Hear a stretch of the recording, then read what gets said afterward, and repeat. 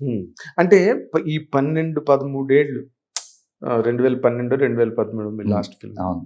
ఈ 12, 13 ఏళ్ళు అసలు మీరు సినిమాకి దూరంగా ఎందుకున్నారండి? విభజనేనండి. ఆంధ్రప్రదేశ్ విభజనే నేను డెఫినెట్‌గా పక్కా పోవటానికి రీజను. ఆ ప్రాంతానికి అన్యాయం జరిగిందనే భావం. ఎందుకంటే ఒక క్యాపిటల్ సిటీ లేదు. ఒక చెప్పుకోదగ్గ ఇన్‌స్టిట్యూషన్స్ లేవు. ఓన్లీ వ్యవసాయాధార రాష్ట్రం అది. అందులో పైనుంచి నీళ్ళొస్తాయి, నీళ్ళు రావు. పైనుంచి మురికొస్తది. ఆ మురికిని తట్టుకొని, ఆ మురికి మళ్ళీ ఇదే మంచినీళ్ళలోకి వెళ్ళి, మళ్ళీ ఆ నీళ్లు తాగాల్సిన ఆ ప్రాంతం ప్రజలు. రకరకాల రాజకీయ ప్రయోజనాల కోసం 2 ప్రాంతాల్లో ప్రజలు ఇబ్బందులు పెడతారు రాజకీయ నాయకులు. ఇలాంటివి నాకు కొంచెం ఇబ్బంది అనిపించి, నేను అలా రాజకీయాల్లో ఉన్నానని అనుకోని, అనుకోవడం అలా ఏంటి? దూరంగా వెళ్ళటం వల్ల, అనుకోవటం సహజం, ఎవరివైనా అనుకుంటాం. శివాజీ రేపు పొద్దున పాలిటిక్స్‌లో పదవులు ఇవన్నీ చాలా చాలా ఊహించుకుంటుంటారు. భలే మాట్లాడతాడు. దైవ సాక్షిగా నా వెనకాల స్వామి ఉన్నాడు. నేనేనాడు ఊహించలేదు, ఆలోచించలేదు.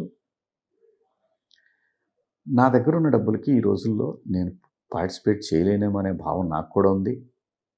సో రియాలిటీకి దగ్గరగా ఉండాలనుకున్నాను.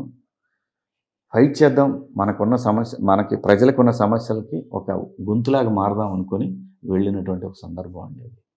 ఆ సందర్భంలో వ్యక్తిగతంగా నేను చాలా కోల్పోయాను ప్రొఫెషనల్గా. మరి సినిమాలు చేయకపోతే అదే కదా నా ఆదాయ మార్గం.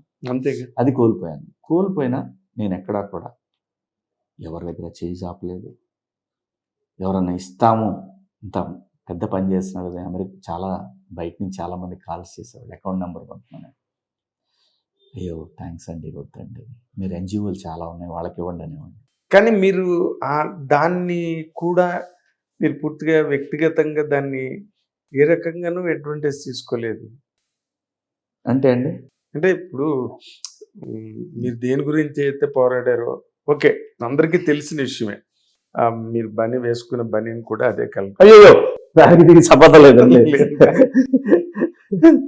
అంటే నేను అనేది, మీరు ఈ రోజున పవర్లో మీరు పదవులు కానీ, ఒక అధికారం కానీ, లేకపోతే ఒక ఎమ్మెల్యే టికెట్, లేకపోతే ఇంకోటేదో అది చాలా సర్వసాధారణమైన కోరిక. అదేమి పెద్ద దురాశ కాదు.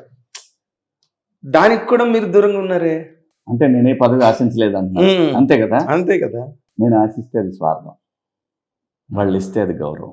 అడగందే అమ్మాయినే పెట్టదు, ఇది కూడా ఉందిగా. పర్వాలేదు, అమ్మ పెట్టకపోతే ఏమవుతుంది? అమ్మాయి గమనించి పెడుతుంది.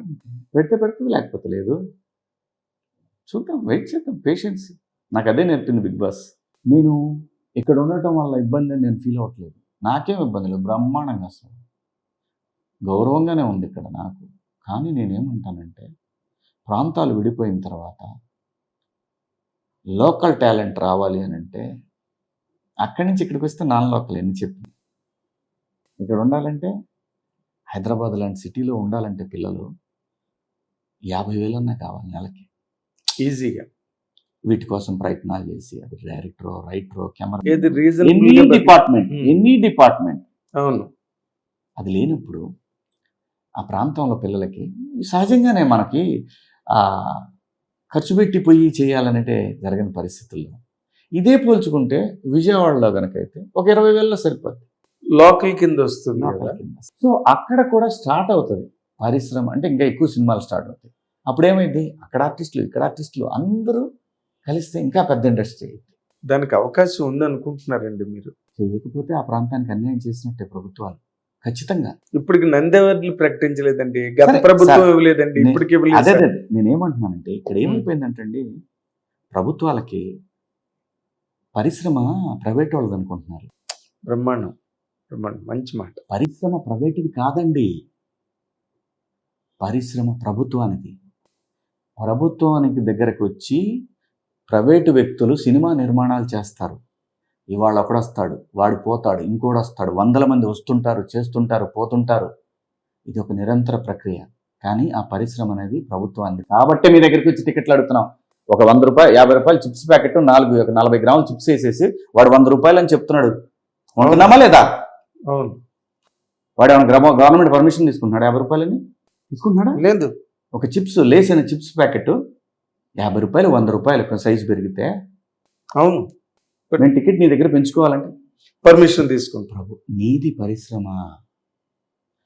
ఫస్ట్ నేను అన్ని గవర్నమెంట్లో చూశానండి, సినిమా వాళ్ళంటే ఏదో దొబ్బేయడానికి వస్తున్నారు అన్నట్టు చూస్తారు ప్రభుత్వాలు.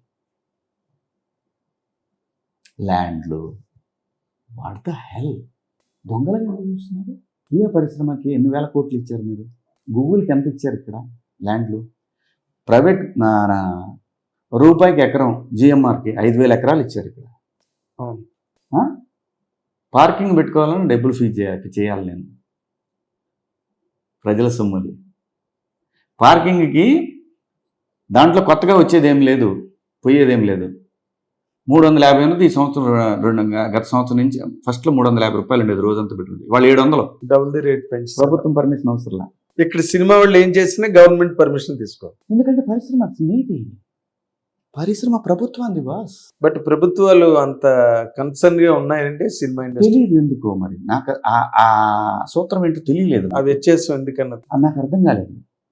ఇప్పుడు వెళ్ళలేదు అని అనుకుంటారు వీళ్ళు, వెళ్తే మీరేం చేస్తున్నారు?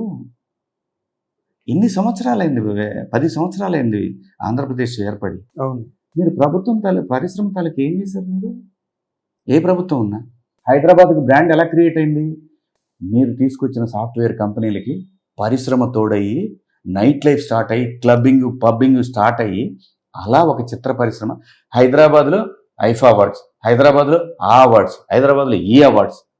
ఏది బ్రాండ్ అయింది ఇప్పుడు? Hyderabad very war international children film festivals ఎలా? ఒకటి కాదు కదా. ఎలా? Cinema has more contribution. ఎందుకంటే అది గ్లామర్ ఫీల్డ్ బాస్. విశ్వసుందరి బ్రహ్మాండంగా నడిపించాడు మొన్న రేవంత్ రెడ్డి గారు. అవును, ఎంత ఓడిపడికి తెలిసింది. మరి మీరు బాబు గారికి చెప్పకూడదా? మీరు అంత దగ్గర మనిషి ఆయన. నేను అనేది మనం చెప్పాల్సిన అవసరం లేదు, వారికి తెలియదా? పైగా సినిమా కల్లుడు ఆయన, రామారావు గారు అల్లుడు కదా ఆయన, ఆయనకి మనం చెప్పేది సినిమా పరిశ్రమ అల్లుడు. సాక్షాత్తు మన బావగారు బాలయ్య బాబుకి, బాలయ్య బాబు గారి ఇప్పుడు మాకు ఎమ్మెల్యే ఇక్కడ ఆంధ్రప్రదేశ్ లో. అవును, దాని అన్నిటికీ పైగా సినిమాకి మనవడు లోకేష్ బాబు, మనవడు. అక్కడేమో deputy CM power star Kalyan Babu, power star. నేను అనేది ఎందుకంటే అండి, ఇది ఉండటం వల్ల సిటీ డెవలప్ అవుద్ది. అక్కడ నేను వచ్చినప్పుడు హైదరాబాద్ ఫిలిం నగర్లో 2,000 రూపాయల సైట్, గజం. ఒకటే చిన్న రోడ్డు ఉండేది, 20 ఫీట్ రోడ్డు. మోహన్ బాబు గారి ఇంటికాడి నుంచి కింద ఏసీఎస్ దాకా 20 ఫీట్ రోడ్డు, 2,000 రూపాయలు ఉంది ఆ రోజు. ఎప్పుడైతే పరిశ్రమ తరలి వచ్చిందో హైదరాబాద్కి, అసలు ఎంత స్పీడ్గా గ్రో అయినాయి అనుకుంటున్నారు ఈ ప్రాంతాలు. మనం కళ్ళగా చూసాం. క్లబ్బింగ్ పబ్బింగ్ స్టార్ట్ అవ్వగానే ఎప్పుడైతే బాబు గారు ఈ ఐటీని అందిపుచ్చుకున్నారో, చిత్ర పరిశ్రమ కూడా అదే టైంకి రావటం, అగ్నికి ఆజ్యం పోసినట్టే ఎక్స్ప్లోజన్. అది నేను అంటున్నాను, చిన్న చూపు చూడొద్దు. నేను కలిసినప్పుడు కూడా ఇదే చెప్తున్నాను వాళ్ళకి, అంటే ఇలా చెప్పలేదు. అదే లేదు, పరిశ్రమ అండి అవసరం అండి ప్రాంతానికి. ఇప్పుడు వరిసే ఎందుకు వెనకబడింది? పరిశ్రమ లేదు. సినిమా పరిశ్రమ ఎక్కడ ఉందో అక్కడ అది ఫ్లరిష్ అవుద్ది. ఎందుకు?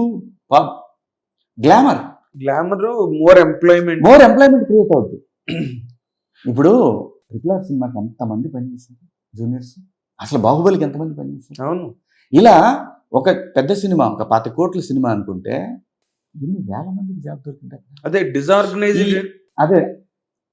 డిజార్గనైజ్డ్ ఇండస్ట్రీలా కనిపిస్తుంది, కానీ ఇది ఆర్గనైజ్డ్ ఎంప్లాయ్మెంట్, అసంఘటిత రంగం అంటారు. అసంఘటిత రంగం. హిట్ టీవీ యాప్, ఇందులో short news, live news, entertainment shows, movies, digital magazines తో పాటు మీ జిల్లా వార్తలను కూడా ఫ్రీగా చూడొచ్చు.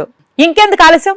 వెంటనే హిట్ టీవీ యాప్ ని డౌన్లోడ్ చేసుకుని ఫ్రీగా ఎంటర్టైన్మెంట్ పొందండి. Hit TV app. Hit TV app. Please download hit TV app. Hit TV యాప్ని ఫ్రీగా డౌన్లోడ్ చేసుకొని ఎంజాయ్ చేయండి. మీకు నచ్చిన ఎంటర్టైన్మెంట్ కోసం హిట్ టీవీ యాప్ ని ఫ్రీగా డౌన్లోడ్ చేసుకుని ఎంజాయ్ చేయండి. హిట్ టీవీ యాప్ ని డౌన్లోడ్ చేసుకుని ఆస్వాదించండి, ఆశీర్వదించండి. ఇంతమంది సెలబ్రిటీలు హిట్ టీవీ యాప్ ని డౌన్లోడ్ చేసుకోండి అని చెప్తున్నారంటే ఎంత మంచి యాప్ ఆలోచించండి. అమెరికా అమెరికా అమెరికా అమెరికాలో చదవాలనుకునే వాళ్ళకి విశ్వసనీయమైన పేరు మన శౌర్య కన్సల్టెన్సీ. UK లో 1 year masters. UK లో 1 year masters. 2 years work permit up to 5 years visa. Contact Saurya Consultancy. Contact 89851 89851.